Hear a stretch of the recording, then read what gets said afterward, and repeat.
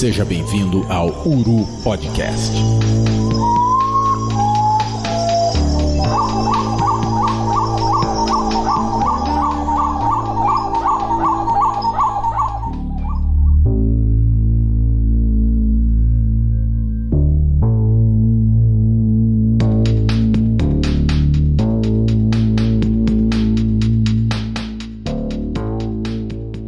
Bom dia, boa tarde, boa noite, amigos das aves. Nós estamos de volta e sempre que nós voltamos, nós agradecemos aos nossos apoiadores, que são as pessoas que tornam possível esse podcast continuar acontecendo. Um abraço para as nossas corruíras Davidson Alves Soares e Fernanda Miquelina Dias, para os nossos gaviões Carijó, Natália Bandeira, Letícia Pagliato, Cássio Mandacaru. Galera, sigam o Cássio no Instagram. Pesquisem lá, Cássio Mandacaru da Caatinga, conteúdo é sensacional. Nossa, eu gosto muito das postagens do Cássio, recomendo que vocês sigam, por favor. Roberta Redondo de Freitas, José Carlos Merino Mombach, um grande abraço, professor José Carlos Mombach, Renata Beco, Atos José Rodrigues de Souza. Atos, espero você no Avistar, hein, meu amigo?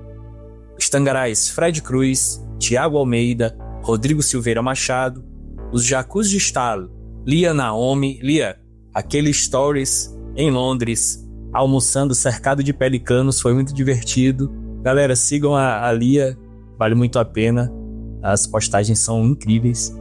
José Carlos Carvalho, Nailson de Andrade Júnior, Estevão Hernani Moraes, Leandro Rios, Mariana Machado Albuquerque, Lívia Reberri Queiroz. Amiga Lívia, melhoras, amiga Lívia, estamos esperando que você tenha uma plena recuperação e que esteja de volta a campo o mais breve possível, trazendo pra gente aquelas imagens incríveis. Galera, outro perfil que vale muito a pena ser seguido no Instagram é o perfil da Lívia. Pesquisem, vale muito a pena seguir. Aran Rodrigues Cardoso, Fernanda Isabela, Marília Fanuc. Um abraço, Marília. Te vejo no Avistar também, hein, minha amiga? Natália Allen Spack, a passarinhóloga, dispensa apresentações. Natália, espero ver você no Avistar também. Flávio Vieira Aguiar e as nossas águias de haste, PS Fonseca e Nelson Hervey Costa. Galera, vocês viram aí que eu mandei um abraço para alguns dos amigos apoiadores e falei de Avistar. Esse episódio aqui que a gente está gravando hoje vai sair antes do Avistar e eu aproveito para convidar todo mundo a participar desse evento da Observação de Aves Brasileira, que é imperdível. A cada ano que passa o evento se torna mais atrativo, mais impactante. Esse ano o Avistar vai ser no Jardim Botânico de São Paulo, então o site já está no ar. Podem colocar no Google lá, Avistar 2025. Tem tudo já sobre inscrição de trabalhos, participação na feira. Deem uma conferida. E quem for participar, manda um alô pra gente. Se você for seguidor, se você for apoiador, a gente vai querer se encontrar para trocar uma ideia com você, tá bom? Você pode se tornar apoiador do nosso projeto, basta acessar apoia.se/Projeto Uru e conhecer todas as opções para nos apoiar. Também ajuda muito, galera, que você acesse revistauru.com/podcast, aproveitando os links lá para ouvir os nossos episódios antigos, compartilhando com os amigos, mandando no grupo do WhatsApp de vocês e, claro, conferindo as nossas redes sociais. Pesquisem lá Podcast Uru, @Podcast Uru, Instagram, Facebook. É muito importante, se você nos ouve pelo Spotify, que você nos dê 5 estrelas e também que você compartilhe o link para que os nossos programas sejam oferecidos para outras pessoas que gostam desse tipo de conteúdo.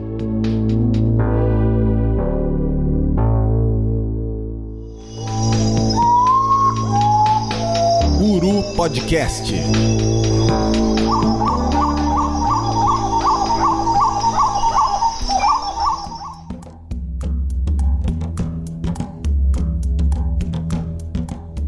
Hoje a gente vai falar de uma ave que há muito tempo eu tenho vontade de falar. Assisti uma palestra sobre esse grupo no Avistar 2024, gostei muito. Tentamos gravar com o pessoal do Projeto Albatroz, infelizmente as agendas não conseguiram encaixe.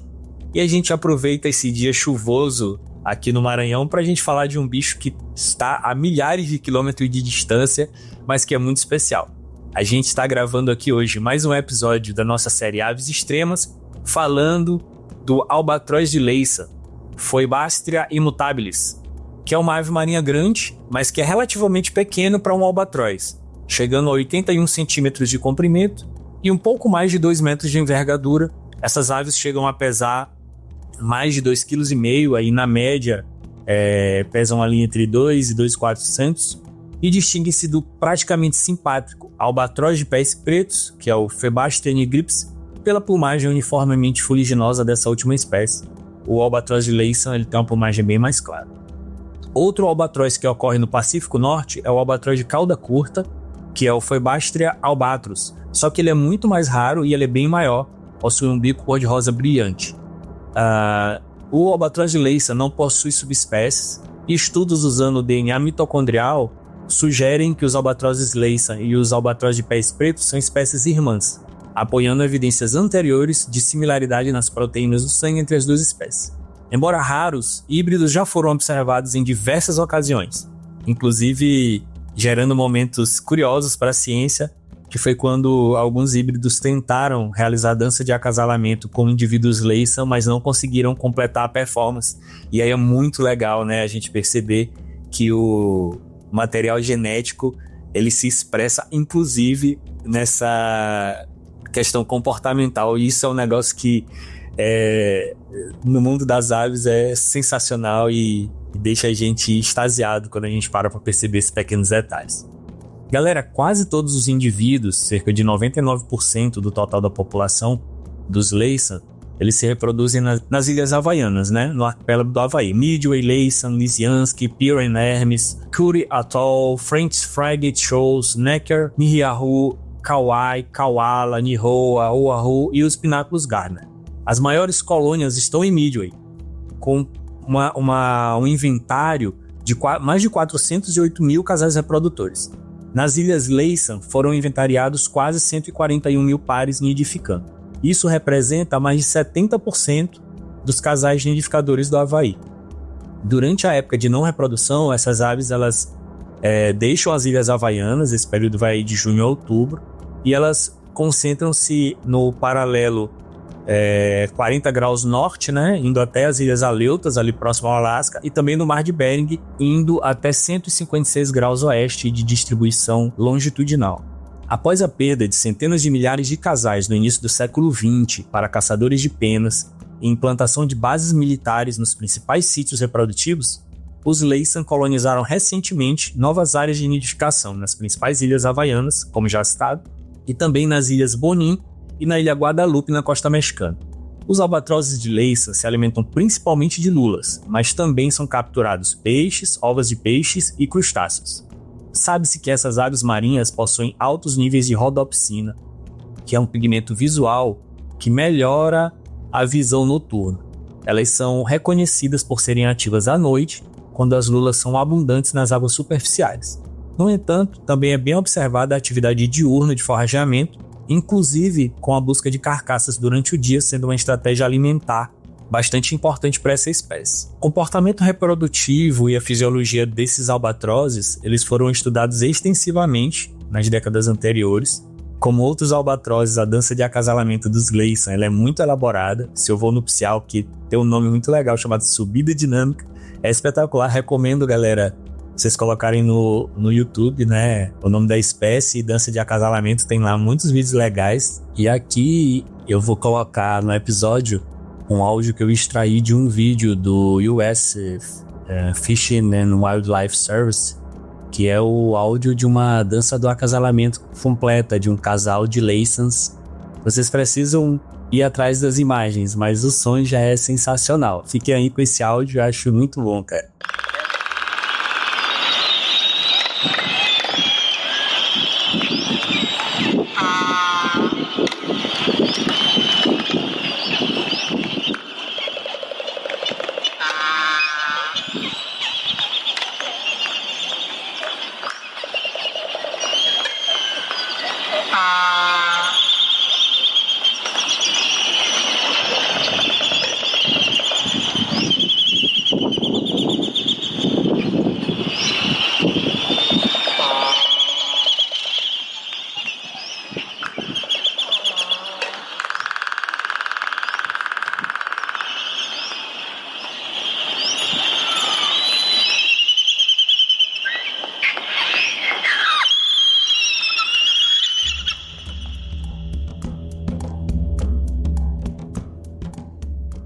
E esses bichos são lindos. Eu não sei se todo mundo tem essa imagem assim de um albatroz na cabeça, mas eu acho muito legal.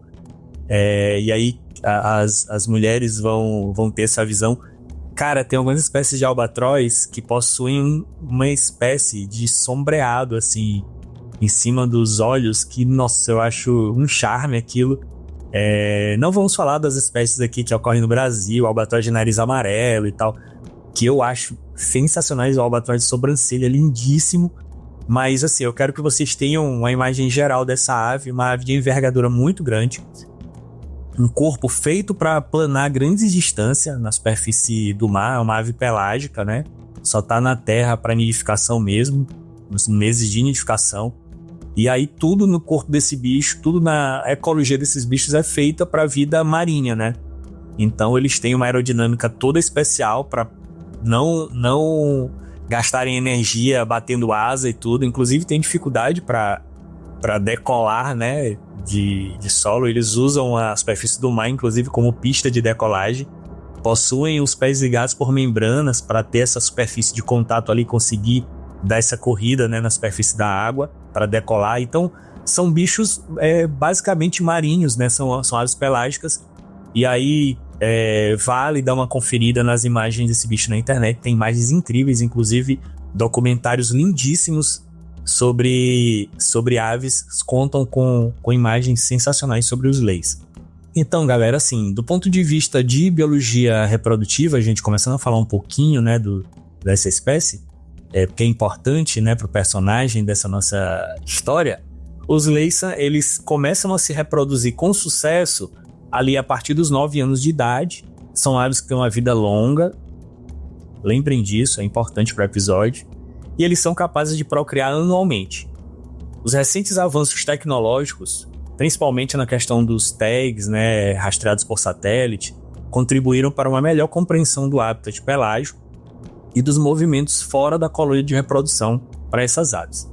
As grandes preocupações atuais para a biologia da conservação dessas aves são ainda as interações com a indústria pesqueira e, mais recentemente, a questão da ingestão de plástico.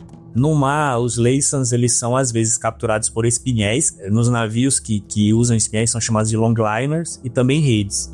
A perda estimada para esse tipo de pesca nos anos 90 foi de um pouco mais de 1% da população total. Hoje existe uma petição, está sendo patrocinada pelo Greenpeace, para restrições a esse tipo de pesca predatória. Então procure, eu vou colocar no nosso stories o link, né? Vou passar a semana do lançamento desse episódio postando esse link dessa petição. Então, se te interessar, assine lá essa petição para tentar restringir, regulamentar esse tipo de pesca que é bastante impactante nas populações de albatrozes ao redor do mundo.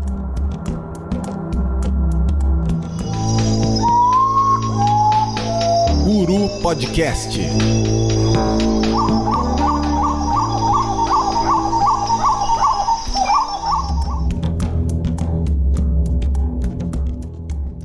Bom, galera, eu comecei falando de uma maneira geral, né, dos albatrozes Laysan, mas o fato é que, apesar da tentação de falar sobre esse grupo de aves, que sempre foi um dos meus favoritos, eu acho que eu já comentei isso em algumas oportunidades, eu ficava sentado na sala de casa, assim, medindo com o olhar os 4 metros de envergadura do albatroz errante quando eu era criança e ficava extremamente assustado com o tamanho que eles podiam chegar. Tem algumas imagens muito divertidas no Instagram, do pessoal tirando um albatroz errante de uma gaveta de um museu ornitológico em algum lugar. Então, assim, para mim sempre foi muito impactante, principalmente o porte delas, né? E sempre gostei muito desse grupo. Mas, como eu falei, né? Comecei falando de uma maneira geral sobre a espécie, mas o fato é que esse episódio não foi pensado para a gente falar de uma maneira geral sobre essa espécie. Esse episódio, ele é também sobre um indivíduo muito especial. Ele é sobre a Wisdom, que é a ave selvagem mais velha do mundo. Todos os anos, a comunidade ornitológica mundial aguarda ansiosamente um albatroz chamado Wisdom, que significa em português sabedoria, retornar ao arquipélago de Midway para nidificar. Ela poderia ser qualquer uma dentre as mais de 1 milhão de albatrozes de Laysan que retornam a cada outono ao Refúgio Nacional de Vida Selvagem de Atoll Midway, um arquipélago de 3 pequenas ilhas formadas por recife de corais no norte do Pacífico. O Wisdom se destaca portando a anilha vermelha Z333 no tornozelo, e ela completa 75 anos estimados em 2025, a ave silvestre mais velha conhecida na história ornitológica. Normalmente, essas aves vivem entre 12 e 40 anos na natureza. O Wisdom já superou e muito essa expectativa de vida. O albatroz mais próximo da sua idade que conhecemos tem pouco mais de 50 anos, diz John Plissner, biólogo supervisor de vida selvagem do refúgio. Os albatrozes dessa espécie vivem normalmente entre 12 e 40 anos. Com o Wisdom, muito se deve provavelmente à pura sorte, mas certamente a sua sobrevivência além dessa expectativa é resultado de alguns bons genes também, afirma o biólogo. Ano passado, o Wisdom surpreendeu mais uma vez a comunidade ornitológica ao botar e chocar um ovo aos 74 anos de idade. Hoje, quando a gente grava esse episódio aqui no início de fevereiro de 2025, nós estamos ligados no Instagram dos pesquisadores lá de Midway, porque a eclosão desse ovo que a Wisdom colocou ano passado está marcada para as primeiras semanas de fevereiro. Então a gente está aqui na expectativa. A palavra Wisdom significa sabedoria em inglês e talvez essa seja a melhor definição para a nossa estrela. Os cientistas já conhecem Wisdom muito bem. Sabem que ela foi anilhada em 1956 como parte de um projeto de pesquisa em longo prazo que identificou mais de 260 mil albatrozes individualmente desde o fim da década de 30. A ciência já conhece seu local de nidificação favorito e seus parceiros ao longo dos anos. Os Laysan nidificam em áreas arenosas e gramadas nos atóis oceânicos baixos, como o Midway. Tendem a dar preferência a locais adjacentes a arbustos e, frequentemente, compartilham locais de nidificação com o albatroz de pés pretos, sua espécie irmã. Em ilhas com habitat alterado, bases militares, os Laysans reproduzem-se ao longo das fronteiras de pistas e edifícios, bem como entre árvores introduzidas. O último filhote de Wisdom nasceu em 2021, e os especialistas acreditam que ao longo de sua vida ela tenha produzido cerca de 60 ovos e criado 30 filhotes de maneira bem sucedida, um sucesso reprodutivo sem precedentes. Eu sempre dou um suspiro de alívio quando a Wisdom aparece, afirma Plissner. São muitas ameaças, os perigos letais de ser um albatroz, tubarões, tsunamis, além das ameaças mais recentes representadas pela humanidade, como o aquecimento dos mares do norte, devido a mudanças climáticas, a poluição por plásticos e as linhas de pesca em espinhel. Para Plissner, o ovo de Wisdom representou uma alegria especial, e ele acredita que ela ainda tem energia e instinto suficientes para criar outro filhote. Em cerca de 75% das vezes, o ovo eclode, e assim não temos razões para suspeitar do contrário no caso da Wisdom. Todo outono no hemisfério norte, quando os albatrozes de Laysan retornam a Midway, após meses no mar para começar sua temporada de reprodução, o céu acima das ilhas, antes relativamente vazio, fica repleto de aves sobrevoando as lagoas azul turquesa com as asas longas e delgadas estendidas. Cada casal de albatrozes de Laysan faz um ninho profundo na terra, raspando galhos, folhas e areia em um círculo de aproximadamente 1 metro de diâmetro. Depois que a fêmea bota um único ovo, o casal divide as tarefas como pais, revezando-se durante dias e semanas para alimentar o filhote com uma pasta regurgitada de peixes e lulas. Os filhotes voam pela primeira vez para o mar no auge do verão e só retornam à terra após 3 a 5 anos. Depois partem e voltam repetidamente por mais alguns anos, realizando elaboradas danças do acasalamento em busca de um companheiro, com quem constituirão um relacionamento de longo prazo que, se tudo der certo, durará por décadas. Os Laysan e outros albatrozes acasalam para toda a vida, revezando-se na incubação e no cuidado das crias, e por décadas o Wisdom retornava ao local de reprodução com o mesmo parceiro, o albatroz Akeakamai. A última vez que eles fizeram um ninho tinha sido em 2021, e Akeakamai não retornou para a temporada de 2022, fazendo com que o Wisdom começasse danças de acasalamento com outros machos. Acredita-se que ela tenha sobrevivido a 3 companheiros durante toda a sua vida. Um dos desafios do estudo da espécie é que os albatrozes têm uma vida tão longa que podem facilmente viver mais que os seus pesquisadores. Foi o que ocorreu com Wisdom.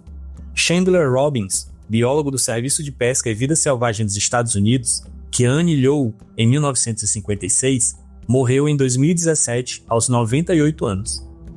Em 2002, Robbins retornou a Midway e notou um albatroz com uma anilha desgastada que precisava ser substituída. Logo, ele teve duas surpresas. A primeira, de que ele havia feito a anilhagem dessa ave em 1956 e que, aos 56 anos, ela já era uma recordista. Os biólogos da época estimavam que o tempo de vida de um albatroz de Laysan seria de 40 anos. Desde então, o Wisdom se tornou uma queridinha da internet, tanto em sua ilha natal quanto ao redor do mundo.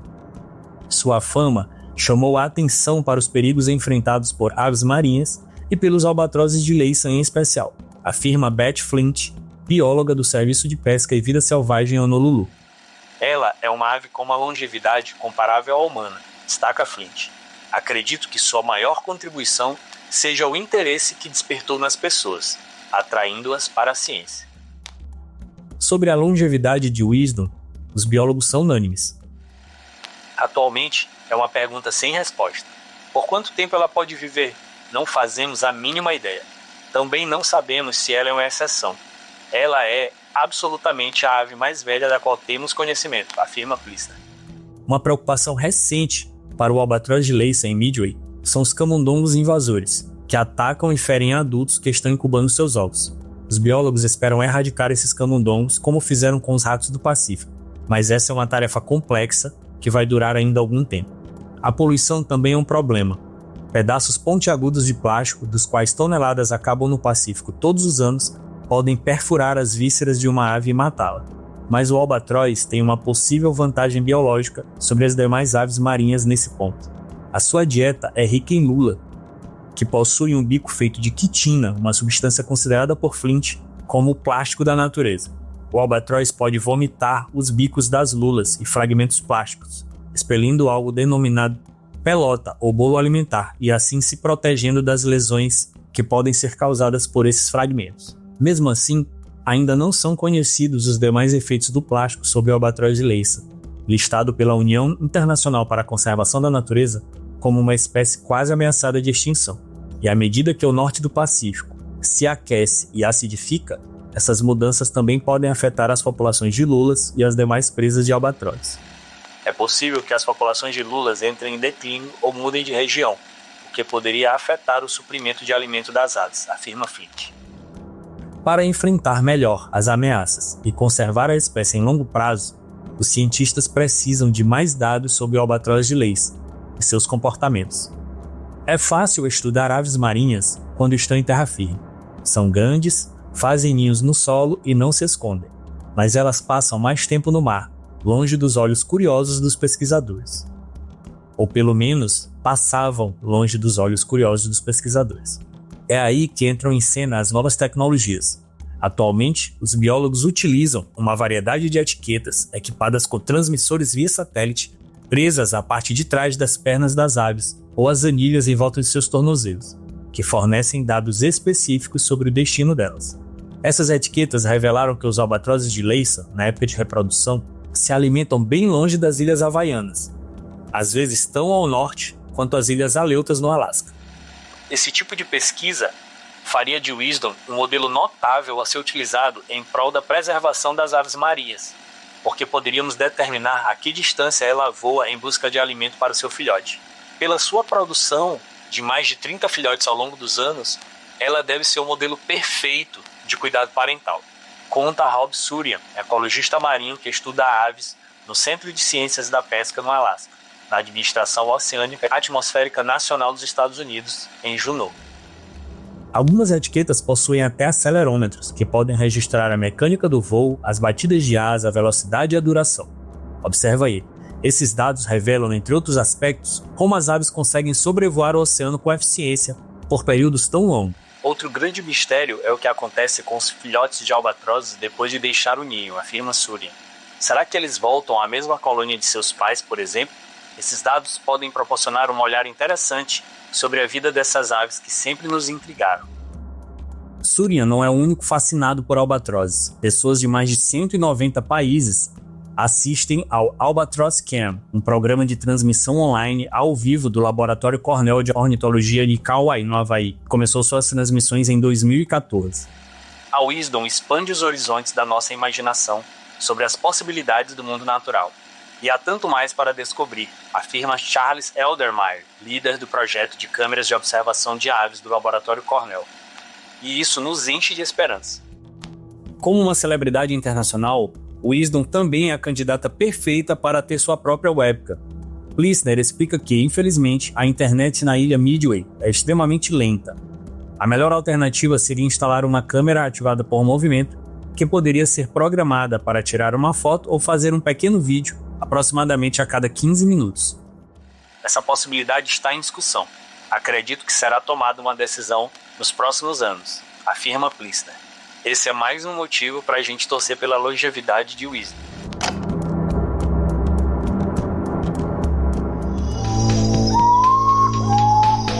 Uru Podcast.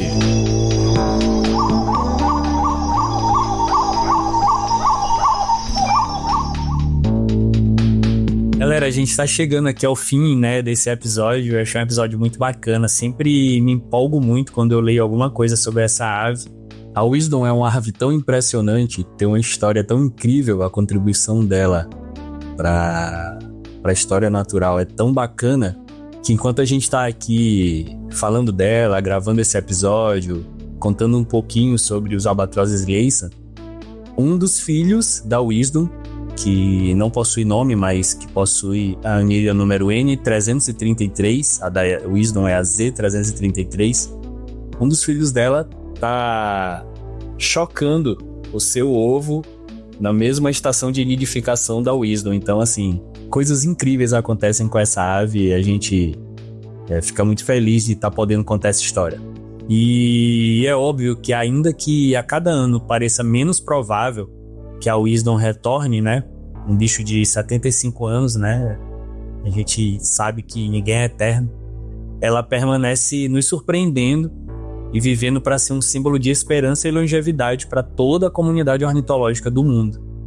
Uma ave que viveu e venceu todos os desafios ecológicos do pós-guerra até o século XXI.